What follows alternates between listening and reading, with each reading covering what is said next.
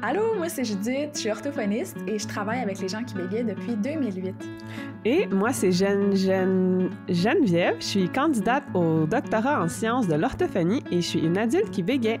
Vous écoutez Je suis un podcast, un espace pour parler du bégaiement sous toutes ses formes, sans tabou et dans le plaisir. Presque tout le temps. Oui, presque tout le temps. Dans cet épisode, on reçoit Mathilde, qui a élaboré pour nous un guide de la bonne conduite avec les gens qui bégayent. On a bien hâte de vous présenter ça.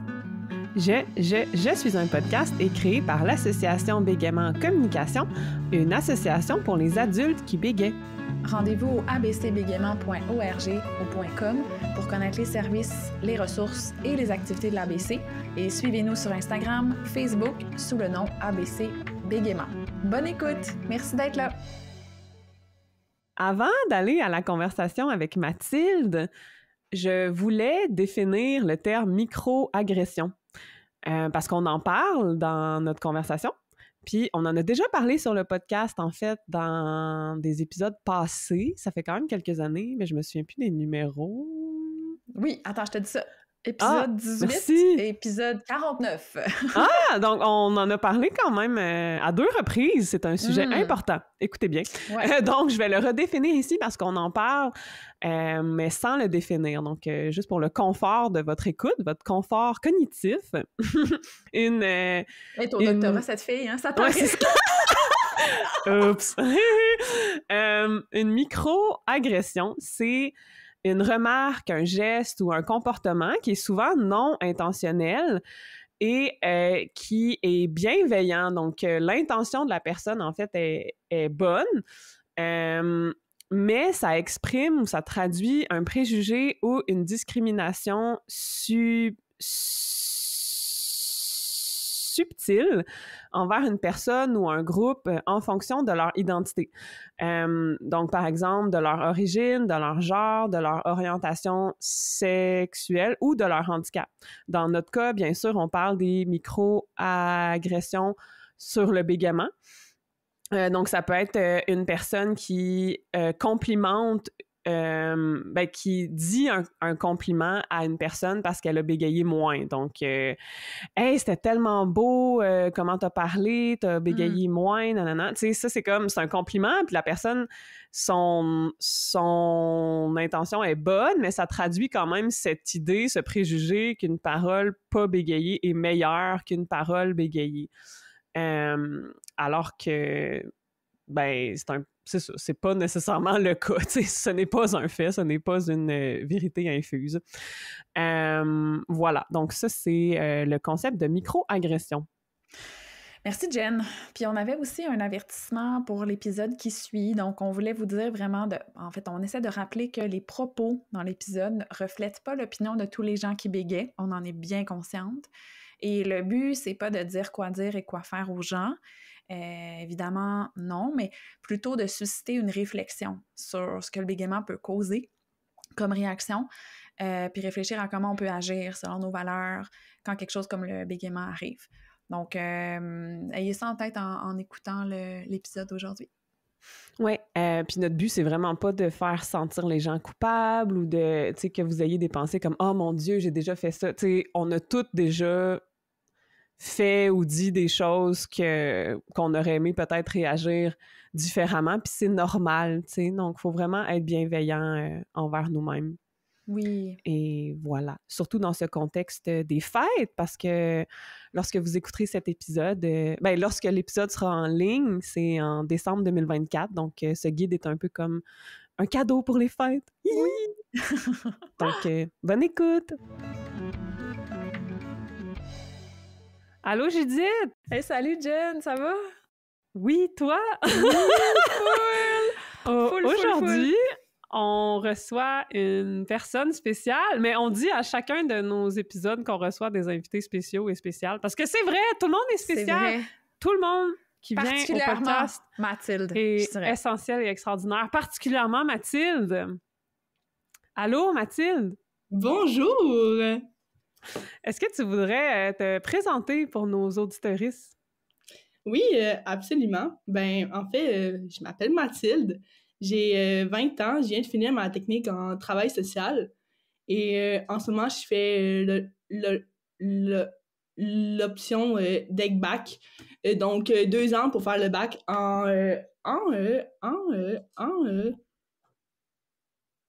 travail social.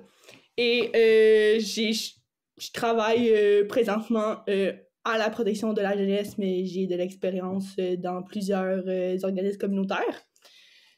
Donc, voilà qui je suis. T'es full impliquée, hein, tu sais, avec les jeunes, surtout avec les ados, là. Puis les personnes marginalisées beaucoup aussi. T'es tellement cool. J'avais pensé, au lieu de devenir orthophoniste, j'avais hésité entre orthophonie et travail social beaucoup. J'ai beaucoup d'admiration pour cette profession-là. Fait que c'est super cool de te recevoir. Ben, merci beaucoup, à vous. J'aimerais ça que tu nous racontes qu'est-ce qui t'a emmené à Je suis un podcast. En fait, c'est que j'étais en suivi avec Judith. Et ça fait plusieurs fois quand même que je mentionnais que j'aimerais que les gens réagissent mieux puis que je puisse les référer à quelque chose de plus précis que le podcast en général. Fait qu'ils pourraient comme rassembler comme les bonnes façons de répondre face à mon bégaiement, face à l'annonce, et un peu comme de défaire toutes les idées préconçues puis les préjugés que les gens ont. Et vu que j'ai pas un bégaiement qui est souvent prononcé, j'ai quand même des grandes variations, comme il y a des journées où est-ce que je bégaye vraiment pas, puis des journées où est-ce que je bégaye énormément. Donc, les gens ont tendance à vraiment minimiser puis penser que je ne bégaye pas, puis que je dis ça un peu pour l'attention, comme, ou ils sont juste mal éduqués. Et je voulais comme un épisode auquel je peux directement les référer et auquel je parle en plus. Et qui englobe comme un genre de petit guide, en fait. Un genre de petit guide de comme comment agir, vu que c'est quand même quelque chose qui est pas beaucoup parlé, puis qui est oppressant dans un sens. Je suis tout à fait d'accord avec l'utilisation du mot oppressant dans la situation. Puis je trouve ça tellement cool et essentiel comme concept, le guide de la bonne conduite, parce que souvent, la thérapie est... Ben, on conçoit la thérapie souvent que pour la personne qui bégaye, tu sais, c'est la personne qui bégaye qui va en thérapie, mais tu sais, la thérapie pour les proches aussi. À mon avis, c'est quelque chose à développer, puis par cet épisode-là, ben, c'est ce que tu es en train de faire, tu sais. Fait que merci d'être là. Ben oui, puis là, c'est ça, fait que tu sais, on en parlait quand on se voyait, puis c'est ça par rapport à ce que tu peux vivre avec certains membres de ta famille, avec l'entourage, au travail aussi, dans ta sphère professionnelle, à l'école aussi. Donc là, aujourd'hui, Mathilde, tu nous présentes le guide de la bonne conduite avec les gens qui bégayent. Et il y a 12... Ouais, le titre est vraiment nice. Il y a 12 principes, si on veut, 12 aspects de ce guide-là. Alors, ça part. Si on y va avec... la première réaction souvent que tu disais que, ben comme tu dis un peu, tu sais, ça paraît pas... La personne va dire « Ah, mais ça paraît pas, Mathilde, je m'en suis pas rendu compte, là. Tu sais, t'as pas à t'inquiéter, là, ça paraît pas, ton bégaiement, là. » Ben, en fait, ce que je leur réponds souvent, c'est que, tu sais, c'est que vu que ça varie, puis tu sais, les personnes bèguent souvent, on va cacher notre bégaiement, fait que tu sais, il y a comme des façons que je peux comme cacher mon bégaiement et comme faire des gestes, mais aussi comme changer de mot, puis comme des fois, ça ne va pas nécessairement pareil que je bloque sur un mot pour le dire, parce que c'est comme un blocage qui est plus court, ou j'ai des stratégies comme pour l'éviter, parce que comme que vous parliez dans d'autres podcasts, il y a carrément des bègues qui le cachent pendant des années et des années, là, donc c'est très connu quand même, I guess. Fait que, dans le fond, c'est ça, c'est que comme, pas parce que live, j'ai genre l'impression, ben, t'as l'impression que je ne bégaye pas, que je ne bégaye pas. Ah, c'est ça. C'est pas parce que tu l'entends pas qu'il y en a pas, tu sais. Fait que ce serait comme de rester ouvert. Tu sais, le premier principe, ce serait comme de rester ouvert face à ce que l'autre personne te dit. Si l'autre personne te dit, ben moi, quand je parle, je bloque ou il y a du bégaiement, ben ah, d'accord, OK. Je comprends. Ça ferait être ça Ouais. comme la bonne façon de répondre à ce moment-là. Puis ces commentaires-là sont pas tout à fait rassurants non plus parce que te dire « fais-toi-en pas, c'est pas grave, ça paraît pas ». Ouais, mais à un moment donné, ça va pas paraître, tu sais. Exactement. Là, est-ce que je devrais m'en faire? Tu sais. Oui, c'est ça. Puis souvent, les gens disent « Ah, mais j'ai même pas remarqué. » Mais oui, parce que je force, puis comme je dépense de l'énergie pour ne pas bégayer parce que j'ai peur que t'arrêtes de m'écouter, j'ai peur que comme t'aies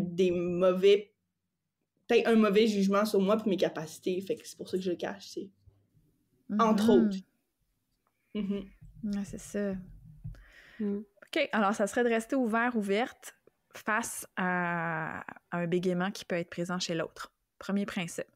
Deuxième réaction, Mathilde, que tu remarques parfois. Donc, la personne va dire « Ah, ben moi aussi, là, ça m'arrive de m'enfarger dans mes mots, là. T'inquiète pas, tu sais. » Ouais, puis les gens, des fois, disent même qu'eux aussi, ils ont un bégaiement. Puis, tu sais, je veux pas minimiser, mais comme... Est-ce que tu sais c'est quoi un bégaiement? Parce que je penserais pas, là. Ouais. Je m'avance tranquillement, mais comme... Mais genre, c'est vraiment minimisant, là, parce que comme... Genre, j'ai un trouble du bégaiement, là, genre je force pour parler, là, genre c'est comme un trouble de l'élocution, là, tandis que s'enfarger dans les mots, moi aussi je m'enfarge, mais comme c'est pas la même chose du tout. Oui, puis c'est fréquent, hein, ça, que les gens disent « Ah, fais-toi-en pas, je bégais, moi aussi, on bégait tous un peu, tu sais, mais c'est, ouais, effectivement, ça aide pas vraiment. » Non, c'est ça, c'est pas ça. T'sais. Puis même, je trouve, dans certains livres, certaines émissions, certaines séries, je trouve qu'il y a encore cette expression-là, ah, la personne a bégayé justement parce qu'elle a cherché ses mots, elle a hésité, je sais pas, elle a répété peut-être parce qu'elle cherchait son idée. C'est pas du bégaiement, ça. Fait que on devrait complètement enlever le mot bégaiement. Quand c'est des hésitations langagières, je cherche mes mots, je cherche ma formulation de phrase, ce n'est pas du bégaiement. C'est langagier, c'est une recherche lexicale. Quand il y a du bégaiement, c'est que le mot, il n'y a pas une recherche langagière, le mot, il est là. C'est que ça sort pas comme... Oui. Au moment que la personne le voudrait, donc c'est pas pareil, tu sais. Fait que ça, j'avoue que c'est un excellent point qui, malheureusement, c'est ça, même dans les médias traditionnels, je trouve qu'on entend encore ça, c'est comme ce mot-là, bégayer, tu sais, qui est mal utilisé. Oui. Quand les gens disent ça, « Ah, fais-toi-en pas, je bégaye moi aussi », qu'est-ce que tu aimerais qu'ils répondent à la place, tu sais, si tu leur parles de ton bégaiement, mettons, puis tu cherches à avoir un certain réconfort, à place de dire ça, qu'est-ce que t'aimes que les gens disent? Ouais, juste qu'il valide, là.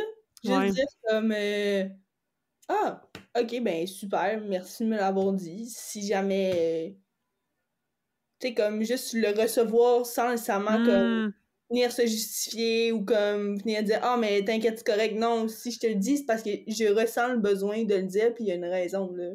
Genre, je sais pas si ça fait du sens, là. Ouais, puis des fois, quand on dit « inquiète-toi pas », c'est parce que finalement, c'est l'inquiétude de la personne, finalement, qui pense que t'es inquiète. Mais c'est parce que tu le sais pas, là. C'est pas parce qu'on parle du bégaiement que là, il y a nécessairement de l'inquiétude. Ça n'a pas rapport. Fait que c'est ça, de juste valider « Ah, OK, il y a du bégaiement dans ta parole. Oui. OK, c'est tout. » C'est à titre informatif, c'est à titre de comme « Fais juste me laisser parler ». C'est littéralement ce que ça veut dire. Ouais, c'est ça. C'est comme, je suis pas en train de dire que je bégayais pour m'excuser, mais pour avoir les mêmes privilèges qu'une personne qui bégayait pas, dans le fond, puis que tu sois au courant de ça, tu sais. Oui, puis ça me fait penser à un truc que je pense quand même souvent, que j'ai pas marqué dans les 12 affaires, mais comme souvent, comme les gens autour de moi et les profs, puis tout, quand ils vont s'enfarger, quand ils vont comme, en guillemets, bégayer, tu sais, ils vont tout le temps s'excuser. Ouais. Tout le temps. Puis, c'est vrai. je trouve que ça nous met énormément de pression en tant que personne bègue, parce que moi, j'ai appris, entre autres avec vous, que je n'ai pas à m'excuser, parce que c'est une façon de parler comme une autre, puis il y a comme aucun défaut à avoir un bégaiement, contrairement à ce que les gens pensent. Puis comme le fait que des gens qui n'ont pas de bégaiement, qui s'enfargent dans leurs mots, puis que c'est souvent assez minime, s'excuse, ça vient comme un peu transmettre l'image et le message de comme on doit tout le temps avoir une bonne parole, sinon ben c'est impoli ou c'est pas c'est pas adapté, tu sais. Ça, je trouve ça vraiment poche, là. Ouais. 100%. Russe. Ouais. Russe. Ouais. Ça reflète encore que la fluidité, elle est validée, elle est attendue, elle est renforcée, elle est... Tu sais, c'est ça qu'on cherche, versus la disfluidité ou quand il y a des hésitations, ce n'est pas quelque chose qui est valorisé, tu sais. Ouais. Moi, je sais que j'ai tendance à faire ça moi-même, là, mais pas pour le bégaiement, mais pour quand je cherche des mots, genre, ou quand j'ai l'impression que mes idées sont pas claires, là, je m'excuse de ça, tu sais. Mais ça fait longtemps que j'ai la réflexion, que je travaille à arrêter de faire ça. Parce que je suis comme, si je le fais pas pour le bégaiement, je vais pas le faire pour d'autres choses dans la communication, tu sais. Je veux me laisser le temps de chercher mes mots, puis d'organiser mes idées, puis tout ça, c'est naturel, tu sais. Oui, puis ça me fait penser, tu sais, au comportement tranquillisateur qu'on appelle, que justement, quand il se passe soit du bégaiement ou disons, je cherche mon mot, par exemple, on le dit comme, attends un peu, là, je cherche mon mot, attends, je vais le trouver, ou attends, là, j'ai bégayé, attends, je vais finir par le dire, attends, de manière neutre, on appelle ça des comportements tranquillisateurs. Donc ça, c'est full pertinent, je trouve, à utiliser. T'sais, au lieu de s'excuser, en fait. On n'a pas à s'excuser, je crois. En tout cas, on essaye de passer ce message-là. Moins s'excuser, mais plus dire ce qui se passe de manière neutre. C'est ça. Oui. Absolument. Puis c'est ça. C'est, je veux insister sur le fait, c'est pas de s'excuser, c'est que dans notre monde, c'est bon de préciser ces choses-là pour pas que les gens pensent autre chose. Genre. Ouais. Je sais pas si c'est clair, là, mais puis comme éventuellement, on souhaite qu'on ait pu à le faire, tu sais. Exact. Si on continue au 3e, donc, tu sais, la réaction que tu reçois parfois, donc, mais ça, oui, mon Dieu, tu bégayes quand t'es stressé. Mais là, t'es stressé. Tu sais, l'espèce de toujours la relation avec le stress. Relax, respire. Si je peux donner un exemple sur ça, c'est que souvent, quand que... Tu sais, comme là, avec vous, j'ai appris à comme nommer mon bégaiement et plus tard, on va en revenir sur un point de nommer son bégaiement. Mais quand je commence une job, quand que je rencontre des gens, souvent, pas tout le temps, mais si je suis à l'aise puis si j'en ressens le besoin, je vais nommer que je bégaye. Puis récemment, j'ai commencé une nouvelle job, puis j'avais nommé à la personne qui me gérait que j'avais un bégaiement. Et évidemment, la réponse a été reçue par « mais ça paraît même pas, pis tout. » Puis tu sais, j'ai comme essayé un peu de comme éduquer en mode « Oui, mais tu sais, dans certaines situations, ça peut arriver plus comme quand que je suis au téléphone, je bégaye énormément. Fait que probablement qu'en ce moment, je ne bégaye pas, mais quand je suis au téléphone, j'ai des blocages, puis j'aime pas ça faire ça. Ça me met pas à l'aise. Puis... la personne me dit j'imagine que quand t'es stressé, c'est là que tu bégayes. Puis j'étais comme... c'est tout le temps ça, hein? Ouais. Le stress n'aide pas, l'anxiété n'aide pas, parce que dans un de vos podcasts, je pense que vous disiez que comme vu que t'es comme concentré à être comme... Vu que ton corps gère ton anxiété, il peut pas nécessairement gérer en même temps ton bégaiement. C'est ça, une affaire comme ça, là? Fait que c'est pour ça que tu bégayes plus quand t'es anxieux. Que t'es en surcharge cognitive, tu sais, que ton cerveau a de la difficulté à gérer tout ça. S'il y a du stress, t'as moins de ressources pour te concentrer sur ta parole ou pour... Ou même te concentrer à l'échange, là, à vivre l'échange avec l'autre, à la connexion, disons, là. Puis le système de production de la parole chez les personnes qui bégayent est surchargé, entre guillemets, plus rapidement que... quelqu'un qui bégaye pas, tu sais. Oui! Donc, le stress a une influence plus grande. Ouais. C'est tellement bien dit, là.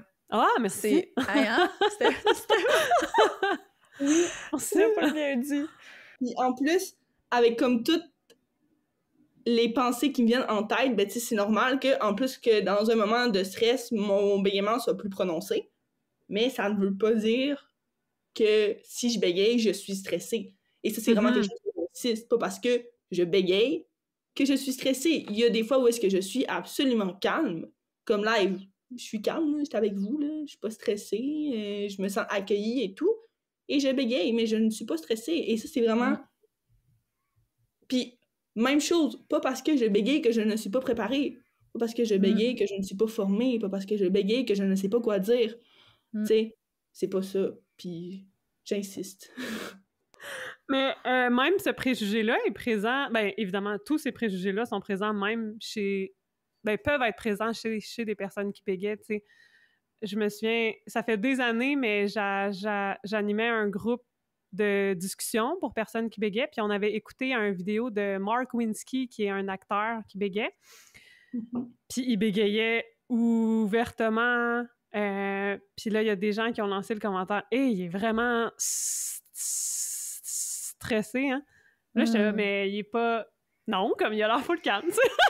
Non, mais c'est, tu sais, fait que c'est aussi présent, ça peut être présent chez des personnes qui bégaient aussi, tu sais, mais cette relation-là, c'est tellement, tu sais, moi, je fais un doctorat sur la représentation dans les médias, là, puis c'est l'image de la personne qui est stressée, plus en contrôle d'elle-même, mal préparée, là, c'est tellement fréquent, là. Ouais, c'est encore véhiculé. C'est partout, tu sais, ouais, c'est ça. D'où l'idée qu'on veut, justement, défaire ces mythes-là, tu sais, ces préjugés-là. Puis, donc, c'est ça. Fait que par rapport au troisième aspect, comme tu l'as dit, Mathilde, c'est pas vrai. Le lien entre stress et bégaiement n'est pas si clair que ça et c'est pas une relation de cause à effet, là. Tu sais, c'est plus complexe que ça. On enchaîne avec la quatrième. Bon, les personnes qui vont dire « Prends ton temps, prends des respirations » ou « T'es trop énervé, t'es fatigué », des choses comme ça. Ben ça, c'est quand même quelque chose que mon père me dit et me disait beaucoup jusqu'à temps que je lui fasse écouter le podcast sur les micro-agressions. On va en parler plus tard des micro-agressions sûrement, là. Mais allô papa, si t'écoutes. Oui, on le salue! On le salue! Dans le fond, tu sais, mettons en fin de session, ça arrive souvent que je vais plus bégayer et tout, puis papa va genre me dire « Hey! » Ou tout le temps, là, genre papa va genre me dire « Ouais, mais respire, là, prends des respirations, calme-toi. » Puis tu sais, quand que je parle, moi, je suis vraiment quelqu'un de emballé, puis je veux dire des affaires, puis comme, je suis talk active, qu'on dit, là, genre vraiment beaucoup comme 1000, et je bégaye. Fait que ça peut être quand même tout qu'un lot, des fois. Puis genre, papa dit « Ok, prends des respirations, t'es fatigué, genre, couche-toi plus tôt, médite. » Puis oui, il y a certains aspects de ce qu'il dit qui sont vrais, tu sais, parce que quand que je médite et tout, puis que je me calme, je peux être plus en contrôle, mais ça vient à ce qu'on disait tantôt, ça veut dire que comme je suis moins chargée cognitivement, fait comme j'ai plus de ressources pour comme gérer mon bégaiement, mais pas parce que je bégaye que je suis fatiguée, puis tu sais, je sais pas si vous voulez faire du pouce sur ça, là. Ouais, non, c'est ça. Puis tu sais, il n'est pas le seul, hein. On va nommer aussi qu'il y a beaucoup de gens qui vont répondre comme ça. C'est sûr qu'on veut, la personne veut aider, veut essayer de donner des conseils, tu sais. Fait que dans le fond, c'est comme, je pense que l'intention, elle est bonne, mais au final, ça peut un peu plus gosser, là, tu sais, ça peut un peu déranger, finalement, ce genre de... Ben, ça dépend de comment tu te sens aussi cette journée-là, là, puis c'est sûrement que des fois, ça passe plus dans le beurre, mais d'autres fois, ça te tente pas de recevoir ce genre de commentaires-là. Fait que c'est plus peut-être encore là d'agir dans l'ouverture, de dire « Ah, il y a plus de bégaiement aujourd'hui. » Et that's it, tu sais. C'est ça, puis pas parce que je bégaye qu'en ce moment, moi, je vois un problème avec ça aussi, là. Ben, c'est ça. Ils viennent me dire, genre, va te coucher, t'es fatigué. Ben, pas nécessairement comme ça. À la place de bégayer. J'aime mieux que t'ailles te coucher que tu me parles, tu sais. Moi, c'est ça que j'entends comme sous-jacent. Ben, c'est pas ça que la personne veut. Mais la personne veut aider, c'est ça. La personne veut aider. C'est sous-jacent qu'il y a un problème, dans un sens, tu sais. Fait Fait qu'on essaye, c'est ça. Ça serait de limiter un peu, ou en tout cas de réfléchir à deux fois à ce genre de conseils-là. Pourquoi je les donne? Parce que souvent, c'est que ça reflète à la personne elle-même. Justement, le bégaiement, je suis moins à l'aise. Donc là, je vais dire, ben, va te coucher, je veux t'aider. Mais sinon, il n'y a rien à aider, là, dans le sens que le bégaiement est là. C'est vrai, il y en a un peu plus aujourd'hui. Peut-être que ça peut être justement, oui, c'est vrai, je suis un peu plus fatiguée. Ça se peut des fois, là, être lié à ça, là. Oui, là, tu sais. Mais ça serait plus d'accueillir le bégaiement sans donner de conseils. Ou en tout cas, moi, je dirais juste comme... Ben, moi, je serais à l'aise de dire, dites rien, faites juste écouter. Donnez pas de conseils, tu sais. Comme... Mais là, c'est moi, je veux pas prendre ta place, Mathilde, excuse-moi. Non. Je suis comme venue me chercher. Je suis comme, non, donnez jamais de conseils! Jamais! Cinquième grand principe, ou en tout cas face à une réaction. Là, c'est parler de l'annonce du bégaiement. Tu en avais parlé un peu tantôt. Ça, qu'est-ce que tu dirais comme approche aux réactions à favoriser versus d'autres réactions? Tu dirais quoi, Mathilde?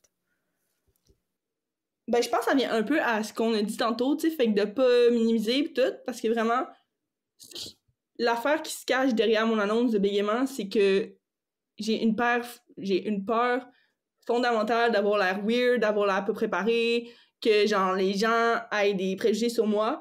Puis cette peur-là est un peu inconsciente, parce que même si j'ai beaucoup fait de travail puis que j'accepte maintenant beaucoup plus mon bégaiement que Mathilde, il y a 2-3 ans, ben, j'ai quand même encore ce concept-là de moi dans ma tête. Puis genre, ça me permet d'être plus à l'aise après. Tu sais, comme une fois que je le nomme, ben, je me rends compte souvent que... Je sais pas comment le formuler. Mais genre, une fois que je le nomme, c'est comme si c'était un fardeau qui s'en va parce que je me dis que comment que je suis, comment que je me perçois ne m'appartient plus. Non, comment que l'autre me perçoit ne m'appartient plus parce que je l'ai nommé. C'est beau. Fait que j'ai comme plus ce stress-là, puis on dirait, oui, oui, j'avais bégayé des fois et tout, mais ça va être beaucoup moins prononcé, puis je vais être beaucoup plus à l'aise, puis j'aime le dire comme ma phrase de tout le temps, là, c'est comme « Hey, by the way, j'ai un bégaiement, genre, fais juste me laisser parler, puis je vais finir à dire ce que j'ai à dire. » Fait que tu sais, c'est ben short, ben sweet, puis comme... C'est pas en mode « je recherche la pitié », c'est pas en mode « je veux que tu me poses 1000 questions, puis je veux que tu te sentes mal parce que voilà 2 minutes, tu m'as coupé. » Non, c'est pas ça. C'est juste, je veux que tu sois sensibilisé à ça parce que pour moi, c'est important. Puis ça devrait l'être pour toi aussi parce que souvent, ben, sans le vouloir, ben, les gens, ils s'en rendent pas compte, puis ils nous... pas déçoivent, mais genre... ils font des comportements qui nous empêchent de parler. Ouais, ils réagissent pas toujours comme tu voudrais, comme t'aurais voulu, tu sais. Ils sont pas outillés pour accueillir le bégaiement. Ouais, à différents degrés, là, c'est ça, tu sais. Mais, ouais, ah non, c'était super bien dit, Mathilde, vraiment, là, je trouve que... Puis la phrase aussi que tu utilises, la façon de parler du bégaiement aussi, là, c'est souvent les gens... Moi, je reçois, tu sais, beaucoup ça, comment on le dit, puis il faut comme l'essayer, différentes façons, peut mener, tu trouves comme une façon, ah, ben ça, je me sens comme pas pire de le dire de même. Bon, ben ça va être ça, ma façon d'annoncer mon bégaiement, tu sais. Oui, puis souvent, quand je parle devant des groupes, je le dis directement en genre, quand que je me présente, puis ça l'aide vraiment. Puis, vu que quand je parle des fois, tu sais, je suis un peu, genre, en mode humour, là. Fait que comme de la façon que je le dis, c'est comme... Je vais finir par dire ce que j'ai à dire, là. Faites-vous-en pas. Fait que les gens, ils rient, genre. Fait que c'est comme plus léger que d'y aller comme « Hey, j'ai un trouble du bégaiement. » Mais non, c'est comme... Fait que ça allège le climat, ça me met en confiance, puis je suis partie. Hein. Ouais, puis ça aide aussi à l'autre personne à justement avoir une vision du bégaiement plus légère, justement. Ouais, vraiment. OK, le 6e point, on a vu un chat, je pense. Il est passé vraiment rapidement parce que quand on enregistre, on a les caméras aussi, puis là, il y a comme une touffe de poils. Il est passé dans l'écran de Mathilde. Le 6e principe, ou en tout cas une réaction que tu voulais parler, Mathilde, full important, quand on parle, ne pas couper la parole. Ah oui. Ah ouais, hein? Oui. Ça, c'est insultant, là. Genre, souvent, là, genre, ça m'arrive constamment, là. Genre, constamment, puis par couper la parole, je veux dire, comme, mettons, si je parle, puis que je bloque sur un mot, souvent, les gens vont renchérir sur le mot qu'ils pensent que je veux dire. Des fois, c'est même pas ça. Puis tu sais, comme, c'est vraiment plate, parce que, genre, moi, je fais tout live pour sortir ce mot-là, puis je sens cette pression-là qu'il faut que je le fasse le plus vite possible. Puis quand que je sens cette pression qu'il faut que je le fasse le plus vite possible, genre, dans ma tête, là, ça spin, là, puis c'est comme... Ça l'aide pas au fait que je vais encore plus bégayer, puis que... Fait que c'est comme vraiment plate, parce qu'après, genre, c'est comme si j'avais un peu forcé pour dire le mot un peu pour rien, parce que finalement, il a déjà été dit. Puis je me sens comme moins écoutée parce qu'on m'a coupé la parole. Puis des fois, c'est même pas ce mot-là que je voulais dire, fait que je suis découragée. Puis le mot que je voulais dire, là, même si c'est anticonstitutionnellement, ben je sais que c'est anticonstitutionnellement. Pas parce que tu le dis que comme je vais le sortir plus vite, là. C'est pas comme ça que ça marche dans mon cas. C'est ça. Puis je trouve ça... Ouais. Genre, il y a certaines personnes qui ne se souviennent plus du mot, mais dans mon cas, c'est pas ça. Puis tu sais, je comprends que on peut être porté à vouloir aider, puis que c'est pas mal intentionné, puis que ça paraît comme si je savais pas le mot, mais comme quand tu vois que j'ai la bouche grande ouverte puis les yeux fermés puis que je force, ben c'est pas que je cherche le mot, là, c'est que j'essaie de le sortir, puis c'est ça, là. Ouais, il y a rien de mieux que les gens peuvent faire, je pense, de juste attendre. Ouais. Ça me fait penser au concept de Jérôme Ellis, que c'est un artiste, il y a 5 J dans son nom. Jérôme Ellis, qui est un artiste multidisciplinaire, qui a beaucoup écrit sur the clearing, sur le concept du clearing, du bégaiement étant comme une clairière dans notre parole qui crée du temps, genre qui crée des espaces de temps qui autrement n'existeraient pas. Puis dans notre société hyper rapide, hyper pressée même. C'est ça. La meilleure chose que quelqu'un puisse faire, c'est juste attendre puis profiter de ce moment de temps.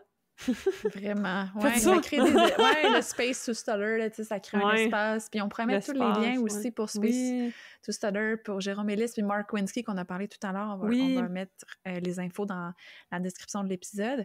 Mais oui, c'est un peu le gain du bégaiement.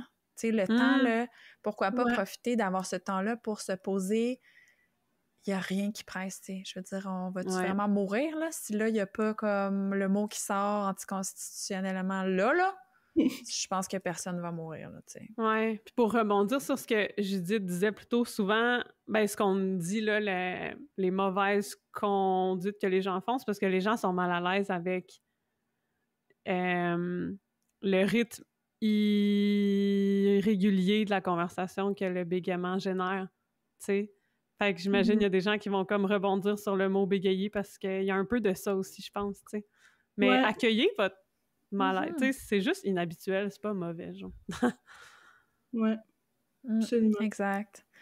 7e, comment réagir quand on est épuisé face au bégaiement, qu'on vient de vivre une situation face au bégaiement? Comment les gens peuvent répondre, un peu réagir face à ça? Tu dirais, Mathilde? Oui, ben ça, tous les prochains points, dans le fond, vont découler de ce thème-là. Là. Fait que, comment réagir? Ben, comme que l'on a dit tantôt, de ne pas minimiser, de l'accueillir, de l'écouter, de s'informer. Tu sais, des fois, quand c'est le bon moment, puis quand que... Ben, c'est ça, que c'est le bon moment, puis que la personne est apte, peut-être de poser des questions. Tu sais, comment t'aimerais que je réagisse? Comment que... sans revenir comme aux besoins de la personne, puis pas aux besoins qu'on pense que la personne a. Va vers... Dans le moment précis, et selon la personne et selon le contexte, c'est va vers moi et demande-moi là, au lieu d'assumer des choses, puis comme ça me faire plaisir de te répondre, plutôt que t'assumes que je suis mal préparée ou que ça fait 5 jours que je dors pas, là, ce qui est pas le cas. Oui, c'est ça, c'est de la drogue, Mathilde! Ouais, puis tu sais, on parle beaucoup, tu sais, on parle des fois de l'iceberg du bégaiement, là, tu sais, qui est la pointe de l'iceberg, c'est ce qu'on voit du bégaiement, ce qu'on entend, blocage, mouvement du visage ou autre. Mais en fait, ça peut faire vivre plein d'émotions, des pensées aussi qui peuvent surgir dans la tête face au bégaiement. Puis c'est pas parce que la personne le voit pas que ça existe pas. Donc, c'est vraiment d'accueillir, en fait. Je pense que c'est ça, d'accueillir ce qui est là, puis parce qu'on peut pas être à la place de l'autre personne. On pourra jamais vivre la situation complète du bégaiement, tu sais. On peut essayer de s'inspirer, puis j'en suis, là, dans le sens que, tu sais, avec le temps, tu sais, à un moment donné, je comprends bien parce que j'en ai tellement vu et entendu, mais ça reste quand même quelque chose de très personnel. Donc, ne pas assumer qu'on comprend ou qu'on peut... Ah oui, c'est ça, je comprends le bégaiement tant qu'on le vit pas, tu sais. Oui, absolument. Le 8e, tu disais, Mathilde, que ça amène un peu de l'isolement, puis le fait d'avoir un bégaiement. Puis des fois, il y a un besoin de ventiler. Oui, absolument. Fois 1000. Parce que, ben, comme qu'on dit depuis tantôt, tu sais, souvent, j'ai comme l'impression, personnellement, que les gens ne comprennent pas, que les gens sont pas éduqués, puis que je suis un peu seule là-dedans, parce que, tu sais, on s'entend, c'est comme un pourcentage assez minime de la population adulte qui bégaye, puis que je connais pas vraiment de gens dans mon entourage qui bégayent, là. J'en connais qui ont déjà bégayé, mais tu sais, c'est comme... Tu sais, j'ai pas comme des amis avec lesquels que je peux me rassembler et faire genre « Hein, aujourd'hui j'ai bégayé, hein, moi aussi, genre ça arrive jamais. » Ça serait cool, hein, si on pouvait tous vivre ensemble. Non, c'est pas... Oui, Ouais. bien sauf dans le groupe de jeunes qui bégaient, là. Ça se fait, mais sinon, ça m'arrive jamais. Puis comme... Oui, c'est ça, parce qu'en clinique, on a des groupes qu'on fait avec les patientes, fait que, ben, clients-clientes, fait que les adultes, il y a des jeunes adultes au cégep, puis on regroupe, à la clinique, on regroupe les gens ensemble pour faire des rencontres, pour discuter de certains sujets, tu sais. Fait qu'ils ont tous le même âge, ils vivent toutes les mêmes choses au cégep, par exemple, ou à l'université, fait que, tu sais, c'est ça, il y a comme ces moments-là. Puis d'où l'idée aussi qu'à l'ABC, il y a des groupes, tu sais, de soir, des rencontres de soutien, justement, pour ventiler certaines affaires ou aborder certains sujets. Dans les sources, je vais mettre les liens vers notre calendrier des événements. Fait que ça, encore là, tu sais, ça serait d'accueillir ça, tu sais, le besoin de la personne de ventiler, puis que des fois, ça peut créer de l'isolement, puis il y a certaines affaires qui existent pour briser cet isolement-là, mais c'est vrai, tu sais, une différence, c'est sûr que ça amène un sentiment d'isolement, puis déjà de le reconnaître, de dire « Ah là, je me sens comme justement tout seul, qu'est-ce que je peux faire pour me sentir mieux par rapport à ça? » Oui, tu peux continuer. Non, c'était tout. OK. Puis tu sais, comme, des fois, je pense qu'il y a comme une certaine fatigue de bégayer, là. Si je peux, comme, agrandir ma vision, c'est que, comme, mettons, des fois, je vais, comme, me priver d'aller à des événements, je vais me priver, entre guillemets, de, comme, parler et tout, parce que j'ai pas envie de bégayer, parce que je suis fatiguée, puis comme, tu sais, comme, depuis tantôt, on parle, puis je bégayais quand même plus souvent, mettons, que dans les derniers jours, et je me sens fatiguée, là, genre, au niveau de ma cage thoracique, je sens qu'il y a une pression et tout, puis c'est lourd, là, c'est vraiment lourd, puis des fois, genre, ça me tente juste plus de parler, ça me tente juste plus de sortir, ça me tente juste... Fait que, tu sais, je pense qu'il y a tout ça, puis quand ça ressort, des fois, c'est vraiment lourd, parce que, comme, c'est comme toute cette fatigue-là, comme toute cette pression-là, toutes ces micro-agressions-là qui ressortent, puis genre... Ouais. Fait que c'est pour ça que ça fait peur, des fois.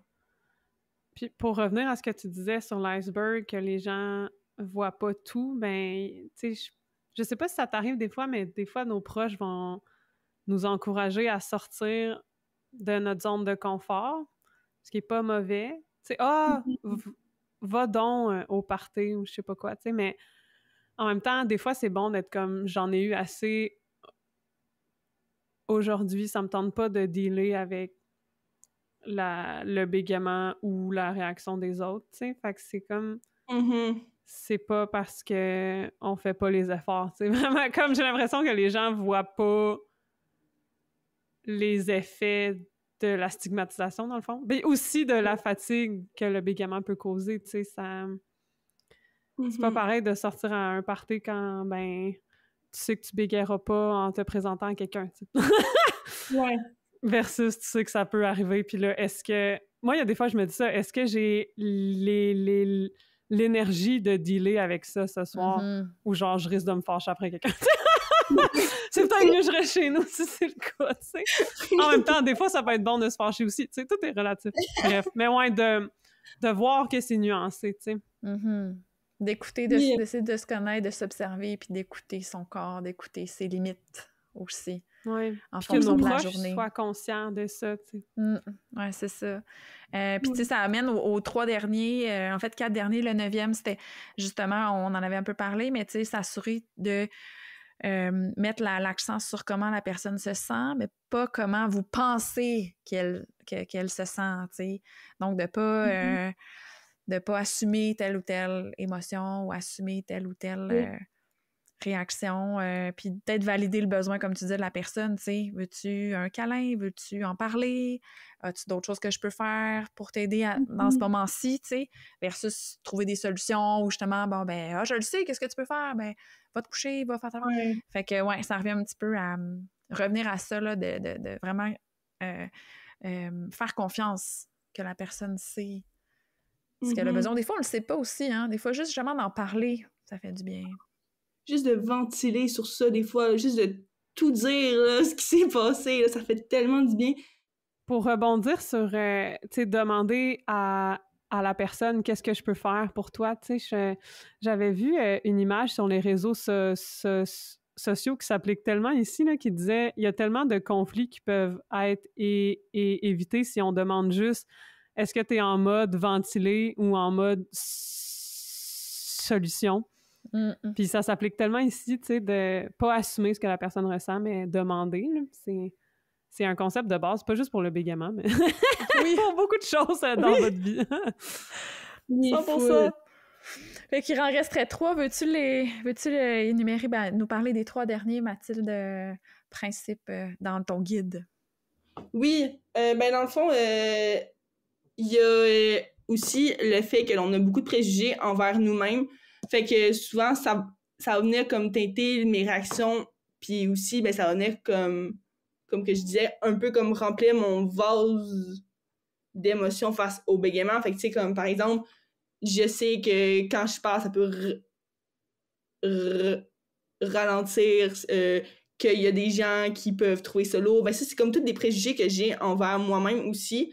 Fait que des fois, quand que je vais bégayer, je vais me trouver lourd, je vais trouver que je suis pas assez rapide, je vais trouver que je performe pas assez, je vais trouver que les gens, ils vont se tanner, je vais me dire que les gens voudront pas me parler, qu'ils vont juste me couper la parole. Puis ça, c'est comme toutes des trucs qui reviennent comme dans ma tête assez fréquents, puis qu'il faut tout le temps les tasser, mais tu sais, je pense qu'ils vont tout le temps être là, parce que c'est comme tous des trucs que la société véhicule, puis qui teintent aussi la façon des fois que j'agis envers moi-même, puis qui peut peut-être expliquer pourquoi que beaucoup de personnes s'excusent, comme qu'on disait tantôt. Puis c'est quelque chose aussi qu'il faut prendre en compte, que comme accepter son bégaiement, c'est extrêmement long, je pense. Ben, en tout cas, dans mon cas, ça s'est pas fait 10 jours au lendemain.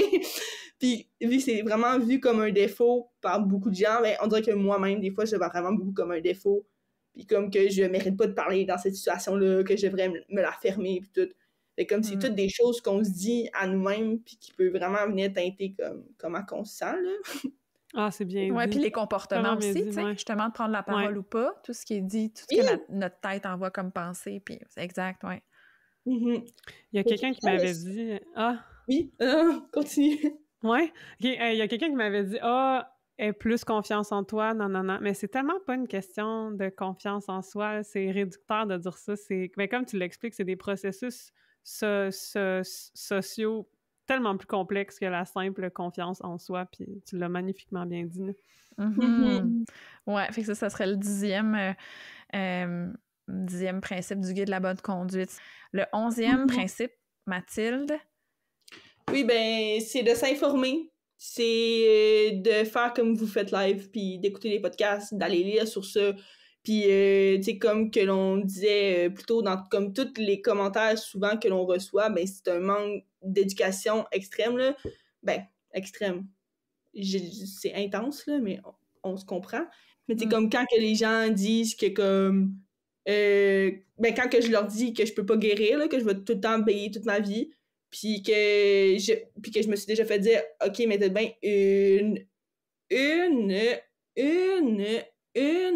une vision négative, genre reste optimiste, puis que je leur dis ouais, ben c'est parce que je peux pas guérir de bégaiement, c'est comme je l'ai depuis que j'ai 11 ans, puis ça va continuer comme ça pour le restant de ma vie, genre je peux pas guérir, je peux juste développer des stratégies, puis comme genre travailler la façon que je le vois, mais comme je peux pas guérir de ça, puis les gens, on dirait qu'ils pensent que c'est quelque chose, c'est comme si je vais en orthophonie, ça va vraiment être de comme travailler sur comme ma fluidité, puis travailler à comme éliminer complètement le bégaiement, mais c'est pas ça. Fait que d'où l'importance de comme s'informer comme vous le faites live, comme maintenant ceux qui ne le savaient pas, mais le bégaiement ne se guérit pas. Ouais, c'est pas une maladie, c'est ça. Non, exact. Puis même en orthophonie, on a cette pression-là, tu sais, je suis une bonne orthophoniste. Honnêtement, là, c'est vraiment ça le message, là, que, tu sais, il y a plusieurs années qu'on avait, c'est on est des bonnes orthophonistes quand il n'y a plus de bégaiement, tu sais. Fait qu'imagine, tu sais, c'est ça. Fait que ça met de la pression sur tout le monde, tu sais. Ben oui, c'est ça. Fait que c'est tellement pas ça, tu sais. Même nous, dans notre profession, il faut le rappeler, tu sais, en bégaiement. Ouais. Le but, on le sait, que c'est pas de plus avoir de bégaiement parce que c'est quelque chose qui est pas possible chez la majorité des adultes qui bégayent. Ça va rester, c'est présent, puis c'est ça. Donc, c'est ça. Fait que de s'informer, ça fait partie des bonnes pratiques. Puis le 12e... Ah, vas-y. Ouais. Cette idée aussi de souhaiter, de penser d'emblée que ça serait mieux que la personne bégaye pas, tu sais, c'est du capacitisme, là. On en parle dans notre épisode sur les micro-agressions, l'épisode 18, je pense. Si vous voulez vous informer sur ce concept, on va le mettre dans les références. Oui. Le dernier principe, Mathilde, de ton guide, le 12e. Oui, ben dans le fond, c'est l'importance des proches qui valident, puis ça nous permet de se sentir vus, écouter, puis d'avoir une personne de confiance aussi souvent, puis des références, puis c'est moins isolant, là. C'est comme, j'ai des amis qui sont vraiment plus à qui que je leur parle plus de mon bégaiement, puis que quand ça va moins bien et tout, que je sais que je peux aller leur parler. Puis il y a un de mes collègues de classe qui savait vraiment, que je lui parlais beaucoup de mon bégaiement, puis qui savait vraiment que comme il fallait pas me couper la parole. Puis quand il y avait d'autres élèves qui me coupaient la parole, il était frustré, genre. C'est le fun, hein? Ça, c'est tellement le fun, là. Comme quand quelqu'un est fru à ta place, là, moi, je me sens validée, hein, c'est tellement bon. Oui, c'est tellement, genre, important d'avoir des gens qui comprennent, d'avoir des gens qui sont là, puis d'avoir des gens qui savent comment réagir, puis qui te laissent parler, là. Genre, on a tous besoin de ça, puis comme les personnes qui bégayent, souvent, on n'a pas cet espace-là de parler, genre, sans avoir la pression de performance qui est constamment là. Fait que d'avoir comme cette safe place-là, c'est extrêmement important selon moi, genre, c'est un facteur de protection immense. C'est tellement bien dit. C'est vraiment des termes de travail social qu'on aime beaucoup. Oui. Pour résumer, on pourrait dire l'essentiel, c'est comme attendre, faire de l'espace pour le bégaiement avec votre langage corporel aussi, tu sais, pas avoir l'air pressé, vraiment être dans l'accueil. Puis va valider les émotions de la personne, même se fâcher avant même que... pas se fâcher, mais ça me fait penser, j'étais dans le Vieux-Québec avec un ami, à un moment donné, full sensibilisé sur le bégaiement. Puis là, il y a des touristes qui nous arrêtent, puis je parle. Puis les touristes ont comme une réaction de langage non-verbal. Puis là, ils pensent que je parle pas en anglais, genre. Puis là, ils sont « Oh, sorry, you don't speak English ». Puis je suis comme... dans ma tête, mais non, c'est parce que je bégaye. Ah! Et là, non, tu parles tellement bien en anglais, là. Jen, elle était tellement bilingual, maintenant. Regarde, I know! Puis là, les touristes... merci. Puis là, les touristes partent, puis mon ami, sa première réaction, c'est « micro-agression fois 1000, hein? Je suis désolée que t'aies vécu ça. » Puis j'étais comme « Oh mon Dieu! Ça fait tellement du bien! » Tu sais, parce qu'on pense que c'est juste dans notre tête, puis c'est nous qui s'en font trop, puis tout. Là, quand quelqu'un le voit, c'est comme « Oui, merci! » Ouais, de reconnaître les microagressions, de savoir c'est quoi. Donc, d'écouter cet épisode de podcast. On le recommande à tous les proches de gens qui bégayent ou dans l'entourage, dans la sphère professionnelle, toute famille, etc., d'écouter cet épisode. Puis que les gens qui bégayent réfèrent à cet épisode. Comme moi, j'aurais tellement voulu le faire, genre plein de fois, de juste référer à un épisode, fait que... Yes! Là, c'est fait. Là, c'est tellement cool que c'est toi qui le fasses! Oui! Yeah! C'était tellement bon! Hey, merci beaucoup, Mathilde, pour ta présence. Ton guide, c'était très pertinent. Bye! Bye! Merci de votre écoute! Mais merci à tous et à toutes d'avoir écouté cet épisode de Je suis un podcast qui est créé par l'association Bégaiement Communication, une association pour les adultes qui bégayent. On remercie également à Alexandre Cadélis, adulte québécois, qui s'occupe de la post-production des épisodes, ainsi que le conseil d'administration de l'ABC, de l'Association Bégaiement Communication, qui révise et approuve le contenu. Si vous aimez Je suis un podcast, soutenez le projet en vous abonnant au podcast sur Spotify, Apple Podcasts, YouTube ou n'importe où vous l'écoutez. À la prochaine!